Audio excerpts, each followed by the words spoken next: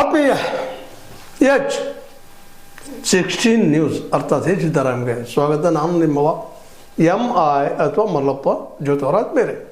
ಹೊಸ ವರ್ಷದ ಈ ಆರಂಭದ ದಿನದಂದು ವಿಶೇಷವಾಗಿ ಸಾಮಾಜಿಕವಾಗಿ, ಸಾಂಸ್ಕೃತಿಕವಾಗಿ ಮತ್ತು ಆಧ್ಯಾತ್ಮಿಕವಾಗಿ, ಧಾರ್ಮಿಕವಾಗಿ ವಿಶೇಷವಾಗಿ ಧರ್ಮಸ್ಥಳದತ್ತ ಒಂದು ದೃಷ್ಟಿನಿಟ್ಟು ಇಲ್ಲಿ ಏನು ಆಗಬಹುದು ಈ ವರ್ಷದಲ್ಲೇ ಅನ್ನೋದು ಒಂದಿಷ್ಟು ಪ್ರಿಜಂಪ್ಷನ್ ಅಥವಾ ಒಂದು ಊಹೆ ಮಾಡುವಂಥ ಒಂದು ಕೆಲಸ ಇವತ್ತು ಮಾಡಬೇಕಾಗಿದೆ. ಯಾಕೆಂದರೆ ಕಳೆದ ವರ್ಷ ಇಡೀ ನೀವು ನೋಡಿದ್ದೀರಿ ಧರ್ಮಸ್ಥಳದಲ್ಲಿ ಏನೇನಾಯಿತು, ಏನೇನಿಲ್ಲ, ಸತ್ಯ ಹೊರಗೆ ಬಂದೇ ಬಿಡ್ತು ಅನ್ನುವಷ್ಟರಲ್ಲಿ ಸತ್ಯ ಹೇಗೆ ಗಾಯಬಾಯಿತು. ಅದೇ ಕಾಲಕ್ಕೆ ಸತ್ಯ ಇನ್ನೂ ಹೊರಬರ್ಬೇಕಾಗ್ಯದ. SIT ಏನು ಮಾಡಿತು, SITಯ ಏರಿಳಿತಗಳೇನು, ಅದೇ ಕಾಲಕ್ಕೆ ಧರ್ಮಸ್ಥಳದ ಪಾವಿತ್ರ್ಯ ಉಳಿಸ್ಕೊಳ್ಬೇಕನ್ನುವಂಥ ನೆಪದಲ್ಲಿ ನಮ್ಮ ಹಿಂದುತ್ವವಾದಿಗಳು ಏನು ಮಾಡಿದರು, ಅದಕ್ಕೆ ಇಲ್ಲಿವರೆಗೆ ಸಿಕ್ಕಂಥ ಪ್ರತಿಫಲ ಏನು ಅನ್ನೋದರ ಬಗ್ಗೆಯೂ ಸಹ ಸಾಕಷ್ಟು ಚರ್ಚೆ ಮಾಡಿದ್ದೀವಿ. ಹೆಚ್ಚು ಕಡಿಮೆ ಈ ಧರ್ಮಸ್ಥಳದಲ್ಲಾದಂಥ ಈ ಹತ್ಯೆಗಳು, ಅತ್ಯಾಚಾರಗಳು ಅಥವಾ ಇಲ್ಲಿ ನಡೆದಂಥ ಸರಣಿ ಸಾವುಗಳು, ಅದರಲ್ಲೂ ಅಪರಿಚಿತರ ಸಾವುಗಳು, ಇವುಗಳ ಬಗ್ಗೆ ಇಲ್ಲಿವರೆಗೆ ಏನೂ ತನಿಖೆ ಆಗಿಲ್ಲ. ಯಾರು ಇದರಿಂದ ಇದ್ದಾರೆ ಅನ್ನೋದು ಗೊತ್ತಾಗಿಲ್ಲ, ಪತ್ತೆ ಆಗಿಲ್ಲ.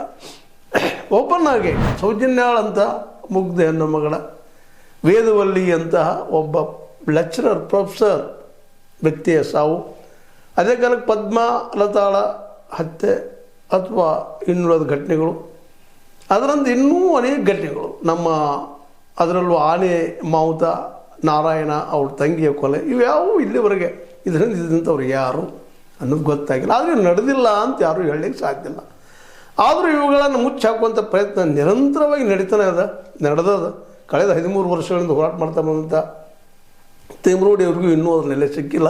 ಅದ್ರ ಬದಲು ದೊಡ್ಡ ಪ್ರಶ್ನೆ ಏನಪ್ಪ ಅಂತಂದರೆ, ತಿಮ್ರೋಡಿಯವರು 13 ವರ್ಷಗಳಿಂದ ಈ ಒಂದು ಸಾಮಾಜಿಕ ಒಂದು ಆರ್ಥಿಕ ಅನ್ನೋಕ್ಕಿಂತಲೂ ಸಾಮಾಜಿಕ, ಧಾರ್ಮಿಕ ನೆಲೆಗಟ್ಟಿನಲ್ಲಿ ಆದಂಥ, ಸಾಂಸ್ಕೃತಿಕ ನೆಲೆಗಟ್ಟಿನಲ್ಲಿ ಆದಂಥ ಹತ್ಯೆಗಳಿಗೆ ಉತ್ತರ ಹುಡುಕುವಂಥ ಇದ್ರ ಹಿಂದಿದ್ದಂಥವ್ರು ಯಾರು, ಇದನ್ನು ತನಿಖೆ ಮಾಡಿಸುವಂಥ ಪ್ರಯತ್ನ ಮಾಡ್ತಾನೆ ಬಂದಿದ್ದಾರೆ, ಅವರು ಸೋಲ್ತಾನೆ ಬಂದಿದ್ದಾರೆ. ಸ್ವತಂತ್ರವಾದ ಮೀಡಿಯಾಗೆ ಬೇಕಾಗಿರುವುದು ಸ್ವತಂತ್ರ ಧ್ವನಿ. ಆ ಸ್ವತಂತ್ರ ಧ್ವನಿ ಉಳಿಸಲು ನೀವು ಮಾಡಬೇಕಾದದ್ದು ಇಷ್ಟೇ. ಅದೇನಪ್ಪಾ ಅಂತಂತಂದ್ರೆ, ನಿಮ್ಮ ಕೈಲಾದಷ್ಟು ಸಹಾಯ ಈ ಚಾನಲ್ಗೆ ಮಾಡಿ ಹಾಗೂ ನಿಮ್ಮ ಧ್ವನಿಯನ್ನು ಕಾಪಾಡಿಕೊಳ್ಳಿ. ಕೊನೆಗೆ ಒಂದು ಏನೋ ಪ್ಲಾನ್ ಮಾಡಿದ್ರು, ದೊಡ್ಡ ಪ್ಲಾನ್ ಮಾಡಿದ್ರು, ಇಲ್ಲಂತಲ್ಲ. ಯಾಕಪ್ಪ ಅಂತಂದ್ರೆ 2 ವರ್ಷಗಳಿಂದ ಈ ಕೇಸ್ಗಳ ಬಗ್ಗೆ ಸರಿಯಾಗಿ ಗೊತ್ತಿರುವಂಥ ಒಬ್ಬ ಸ್ವತಃ ಹೆಣೆಗಳನ್ನು ಹುಯ್ಯುತ್ತಿದ್ದ, ಕೆಲಸ ಮಾಡುತ್ತಿದ್ದಂಥ ಆವತ್ತು ಬಂದಾಗ ಭೀಮ ಅಥವಾ ಮುಸುಕುದಾರಿ ಅವನಿಂದ ಸತ್ಯ ಹೊರಗೆ ಬರ್ತದೆ ಅನ್ನೋಷ್ಟರಲ್ಲೇ ನೋಡ್ರಿ ಎಂಥ ಕರ್ಮ ಧರ್ಮ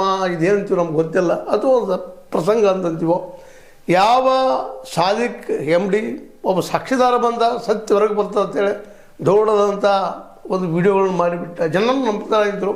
AI ಉಪಯೋಗ ಮಾಡ್ಕೊಂಡು ಮಾಡಿದ, ಜೊತೆಗೆ ತಾನು ಅದ್ರಲ್ಲಿ ಸಿಲುಕ್ ಹಾಕ್ಕೊಂಡು ವಿನಃ ಸತ್ಯ ಅವನಿಂದ ಬರಲಿಕ್ಕಾಗಲಿಲ್ಲ. ಯಾರು ಭೀಮನ್ ತಳ್ಕೊಂಡು ಬಂದಿದ್ರು ಅಥವಾ ತಾನಾಗಿ ಬಂದಿದ್ನು ಅದು ಇನ್ನೂ ಡಿಸೈಡ್ ಆಗುವಂಥ ವಿಷಯ. ಯಾಕಂದ್ರೆ ಆತ ಬಂದಾಗ ಹೇಳ್ಕೊಂಡಿದ್ದೇನೋ, ನಾನು ಸತ್ಯ ಹೊರಗೆ ಹಾಕ್ತಾ ಇದ್ದೀನಿ, ನಾನು ಬಿಟ್ಟು ಹೋಗಿದ್ದೀನಿ, ಸತ್ಯದಂತ 164 ಅಡಿಯಲ್ಲಿ ಸ್ಟೇಟ್ಮೆಂಟ್ ಕೊಟ್ಟು ಇದರಿಂದೆಲ್ಲ ಹೆಗ್ಗಡೆ ಮತ್ತು ಅವ್ರ ಜೊತೆಗಾರರು ಅಂತೇಳಿ ನಂತರದಲ್ಲಿ ಚೆನ್ನಯ್ಯ ಆದಮೇಲೆ, ಚೆನ್ನಯ್ಯದು ಗೊತ್ತಾದ ಮೇಲೆ ತನ್ನ ಟೋನ್ ಬದಲಾಯಿಸಿ ಈ ಸಾಕ್ಷಿದಾರರನ್ನು, ದೂರುದಾರರನ್ನು ಇವರು ನನಗೆ ಮಾಡಿಸಿದ್ರು ಅನ್ನುವಂಥ ಮರಳಿ ಮತ್ತೊಂದು 183 ಅಂಡರದಲ್ಲೇ ತನ್ನ ಹೇಳಿಕೆಗಳು ನೀಡಿದ. ಇದರಲ್ಲಿ ಯಾವ ಸತ್ಯ ಯಾವ ಸುಳ್ಳ ಕಾಲು ಹೇಳಬೇಕು. ಇಂಥ ಒಂದು ಸಂದರ್ಭದಲ್ಲೇ ಕಳೆದ ವರ್ಷ ಇದೇ SIT ಕೊಟ್ಟು ಹೋಯ್ತು, ಇಲ್ಲಿ ಹೋಗ್ತಿದ್ದಾರೆ, ಅಲ್ಲಿ ಹೋಗ್ತಿದ್ದಾರೆ, 100 ಹಣ ಸಿಕ್ಕು, ಇಲ್ಲ ಸಿಗಿಲ್ಲ, 1 ಸಿಕ್ಕು, 2 ಸಿಕ್ಕು, ಇದನ್ನು ನೋಡಿದ್ವಿ ನಾವು. ದಿನನಿತ್ಯ ಎದ್ದ ತಕ್ಷಣ ಇದು ವಿಷಯ. ಹೀಗಾಗಿ ಧರ್ಮಸ್ಥಳದಲ್ಲಿ ನಡೆದಂಥ ಈ ಸಾಂಸ್ಕೃತಿಕ ಮತ್ತು ಅದೇ ಕಾಲಕ್ಕೆ ಸಾಮಾಜಿಕ ಏರಿಳಿತದ ಧಾರ್ಮಿಕ ನೆಲೆಗಟ್ಟಿನಲ್ಲಿ ನಾವು ನೋಡ್ಬೋದಾಗ್ಯದ.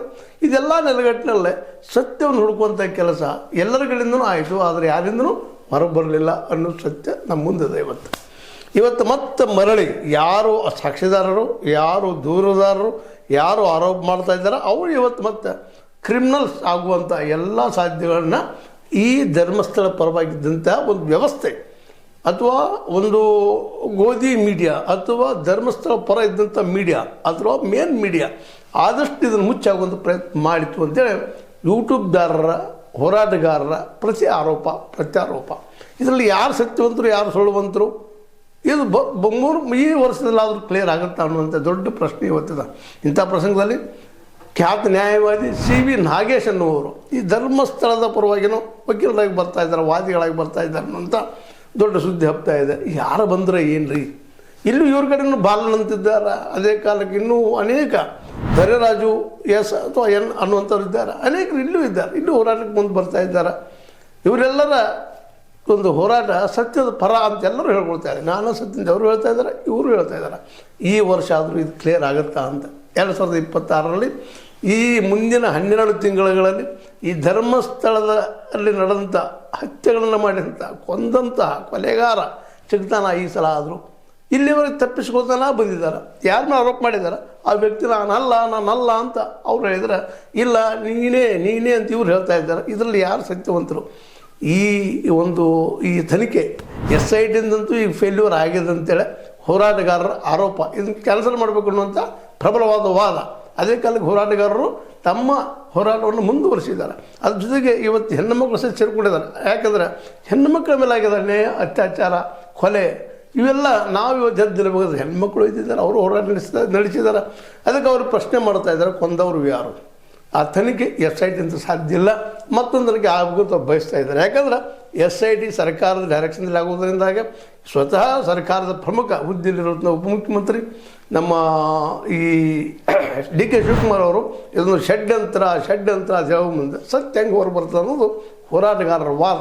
ಅದೇನೂ ಇರಲಿ, ಸತ್ಯ ಹೊರಗೆ ಬರಲೇಬೇಕಾಗಿದ್ದು ಇವತ್ತಿನವ್ರು ಯಾರು ಪರದ ಸತ್ಯ ಅನ್ನೋದು ಗೊತ್ತಾಗಲೇಬೇಕಾಗಿದೆ. ಆ ದಿಶೆಯಲ್ಲೇ ಹೋರಾಟಗಾರರಂತೆ ತೀವ್ರವಾಗಿ ಹೋರಾಟವನ್ನು ಮಾಡ್ತಾ ಇದ್ದಾರೆ. ಜೊತೆಗೆ ಲ್ಯಾಂಡ್ ಮಾಫಿಯಾ ಮತ್ತು ಮೀಟರ್ ಬಡ್ಡಿ ಇವು ಎರಡು ಸೇರ್ಕೊಂಡಿದ್ದಾವೆ ಇದರಲ್ಲಿ. ಹೀಗಾಗಿ ಮೀಟರ್ ಬಡ್ಡಿ ಮತ್ತು ಲ್ಯಾಂಡ್ ಮಾಫಿಯಾ ಇದರಲ್ಲಂತೂ ವಿತ್ ಡಾಕ್ಯುಮೆಂಟ್ಸ್, ವಿತ್ ದಾಖಲೆಗಳ ಮೂಲಕ ಈ ಒಂದು ಹೆಗ್ಗಡೆ ಅವ್ರ ಮೇಲೆ ನೇರ ಆರೋಪ ಮಾಡ್ತಾ ಇದ್ದಾರೆ ನಮ್ಮ ಸೋಮನಾಥ್ ನಾಯ್ಕ್ ಮತ್ತು ಅವ್ರ ಜೊತೆಗಾರರು. ಅದರಲ್ಲೂ ಸತ್ಯ ನಾಗರಿಕ ಸೇವಾ ಟ್ರಸ್ಟ್ ಅಂತ ಏನಿದೆ ಅದು, ಆ ಟ್ರಸ್ಟ್ ಮೂಲಕ ಹೋರಾಟ ಮಾಡ್ತಾ ಇದ್ದಾರೆ. ಹೆಗ್ಗಡೆ ಅವರ ಕರ್ಮಕಾಂಡದ ಬೆನ್ನು ಹಚ್ಚಿದ್ದಾರೆ. ಇದರಲ್ಲಿ ಅವರು ಸಿಗ್ತಾರೆ ಅನ್ನುವಂಥ ಭರವಸೆ ಈ ಎಲ್ಲ ಹೋರಾಟಗಾರರಿಗೆ. ಅದೇನೂ ಇರಲಿ, ಹೊಸ ವರ್ಷದ ಈ ಸಂದರ್ಭದಲ್ಲಿ ಸತ್ಯವರೆಗೆ ಬರಲಿ. ಹೆಗ್ಗಡೆ ಅವರು ನಿಜವಾಗಿಯೂ ಇಲ್ಲ ಅಂದರೆ ಅವರು ದೋಷಮುಕ್ತರಾಗಲಿ. ಯಾರಿಂದ? ತನಿಖೆಯಿಂದ. ಯಾವ ತನಿಖೆ? ಅದು ಈಗ ಫಿಕ್ಸ್ ಮಾಡುವಂಥ ವಿಷಯ ಹೋರಾಟಗಾರರಿಗೆ, ಸರ್ಕಾರಕ್ಕೆ ಮತ್ತು ನ್ಯಾಯಾಂಗಕ್ಕೆ.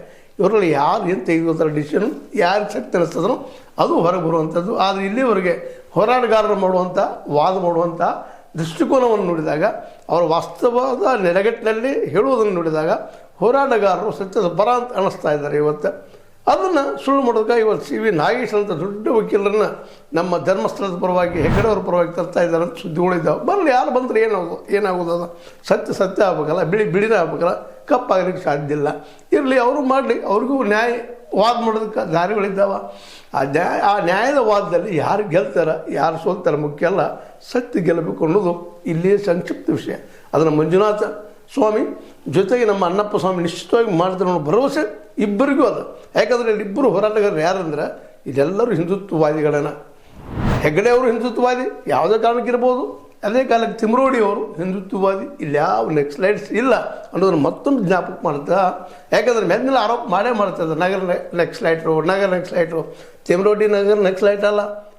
ಅದೇ ಕಾಲಕ್ಕೆ ಅತ್ಯಂತ ತೀವ್ರವಾಗಿ ವಾದ ಮಾಡುವ ಇವರ ದೋಷಗಳು ಪ್ರತಿಯೊಂದು ಹೆಚ್ಚು ತೋರಿಸುತ್ತಿರೋದು ಮಟ್ಟೆನವರು, ಅವರು ಎಡಪಂಥಿ ಏನಲ್ಲ ಅಥವಾ ನಕ್ಸಲೈಟ್ ಅಲ್ಲ ಅನ್ನೋದನ್ನು ನಾವು ಇಲ್ಲಿ ಗಮನದಲ್ಲಿಟ್ಟುಕೊಂಡು ಈ ವಿಚಾರ ತೆಗೆದುಕೊಳ್ಬೇಕಾಗಿದೆ. ಜೊತೆಗೆ ಲ್ಯಾಂಡ್ ಮಾಫಿಯಾದ ಬಗ್ಗೆ ವಾದ ಮಾಡುತ್ತಿರುವಂಥವ್ರು ಸಹಿತ ಅವರು ಏನಪ್ಪ ಅಂದ್ರೆ ನಕ್ಸಲೈಟ್ಸ್ ಅಲ್ಲ ಅಥವಾ ಕಮ್ಯುನಿಸ್ಟರು ಸಹಿತ ಅಲ್ಲೇನೋ. ಯಾಕಂದರೆ ಒಂದು ಕಾಲಕ್ಕೆ ಸೋಮನಾಥ್ ನಾಯಕರು ಹೆಗ್ಗಡೆ ಅವರ ಅತ್ಯಂತ ಆತ್ಮೀಯ ಮಿತ್ರರು ಅನ್ನೋದನ್ನು ನಾವು ಇತಿಹಾಸವನ್ನು ಅಭ್ಯಾಸ ಮಾಡೋದಕ್ಕೆ ನಮಗೆ ಕನ್ಫರ್ಮ್ ಆಗುವಂಥ ವಿಷಯ. ಏನೂ ಇರಲಿ, ಸತ್ಯ ಹೊರಗೆ ಬರಲಿ ಅನ್ನುವಂಥ ಮಾತು. ಹೊಸ ವರ್ಷದಲ್ಲಿ ಸಾಂಸ್ಕೃತಿಕವಾಗಿ ಸತ್ಯ ಹೊರಗೆ ಬಂದ ಸಂಸ್ಕೃತಿ ನಾಗರಿಕತೆ ಗೆಲ್ಲಲಿ ಅನ್ನೋದು ನಮ್ಮಲ್ಲಿ ಆಶಯ. ಮತ್ತು ದೇವರು ನಿಜವಾಗಿಯೂ ಯಜ್ಞಾನ ಅನ್ನೋ ಪರೀಕ್ಷೆ ಇವತ್ತು ಆಗುವಂಥದ್ದು. ಯಾರ ಪರ ಆಗ್ಬೋದು ದೇವ್ರ ಮಂಜುನಾಥ ಅನ್ನೋದು ಸಹಿತ ಎಲ್ಲರೂ ಕುತೂಹಲದಿಂದ ನೋಡ್ತಾ ಇದ್ದಾರೆ. ಯಾಕೆಂದರೆ ಇಲ್ಲೆಲ್ಲರೂ ಹಿಂದುತ್ವವಾದಿಗಳು, ದೈವದಲ್ಲಿ ನಂಬಿಕೆಗೊಳ್ಳುವಂಥವರು.